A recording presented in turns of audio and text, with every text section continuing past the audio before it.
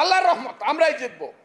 যারা বাকবাকুম করে কথা বলেন ওরা 70 শোনো তাদের নেতারা ওই কথা বলতো, পরে দেখা যাচ্ছে ভোট পাইছে 6%।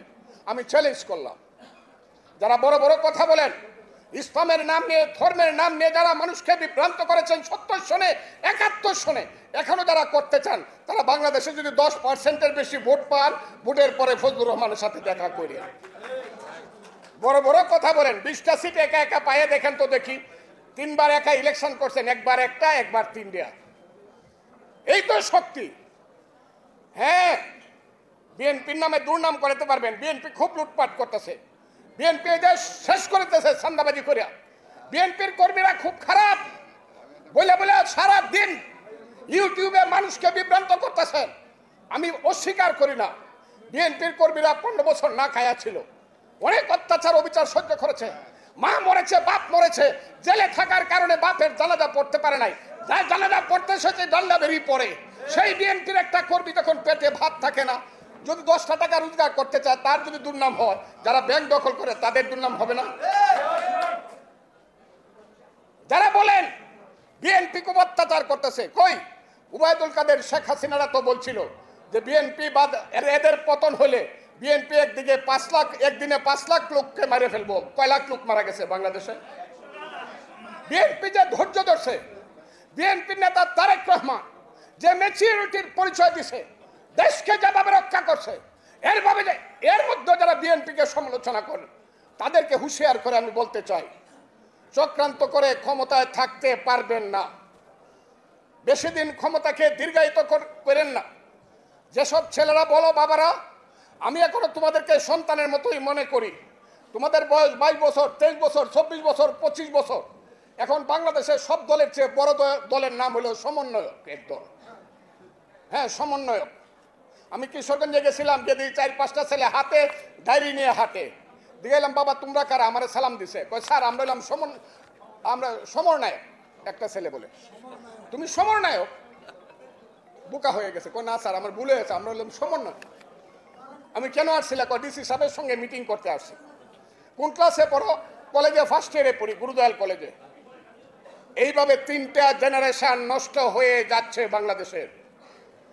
আমরা আগে মেট্রিক পরীক্ষায় লিখতাম এইম ইন লাইফে ডাক্তার হতে চাই, ইঞ্জিনিয়ার হতে চাই, সমাজকর্মী হতে চাই। এখন ছেলেরা লিখবে সমন্বয়ক হইতে চাই। কারণ সমন্বয়ক হইলে পরে ফার্স্ট ইয়ারে পড়েই ডিসি সাহেবের সাথে মিটিং করে প্রজেক্ট করা যায়। এই দেশ চাই না আমাদের ছেলেপেলেরা স্কুল কলেজ বিশ্ববিদ্যালয়ে যাও, লেখাপড়া করো। ইন্ডিয়াকে সারাদিন বকা দেওয়া 1000 বার, আমিও বকি, কিন্তু জওহরলাল নেহরু ইউনিভার্সিটির ছাত্রের চেয়ে তুমি ভালো ছাত্র হও। বেঙ্গালুরুর আইটির একটা বিজ্ঞানীর চেয়ে ভালো বিজ্ঞানী তুমি হও। তুমি বাংলাদেশের মুখ উজ্জ্বল করো। সারাদিন শুধু রাজনীতির নামে ঘুরে ঘুরে বাংলাদেশে আমরা যারা বসে আছি আমরা কিছুই বুঝি না, আমাদের কোনো অভিজ্ঞতা নাই, যোগ্যতা নাই। 71 কোনো জিনিস না, ওইটা কোনো স্বাধীনতা ছিল না, তোমরা স্বাধীনতা দিবা। আরে বাবা, 71-এর স্বাধীনতা আর এই স্বাধীনতা, বিড়ালরে কিন্তু বাঘের মাসি বলা হয়। 71-এর স্বাধীনতা যদি বাঘ হয়ে থাকে, তোমাদেরটা কিন্তু বিড়াল। 71-এর স্বাধীনতার সঙ্গে, 71-এর মুক্তিযুদ্ধের সঙ্গে, 71-এর ত্যাগ তিতিক্ষার সঙ্গে, 71-এর জীবন ব্যবস্থার সঙ্গে যুদ্ধ করতে গিয়েছে।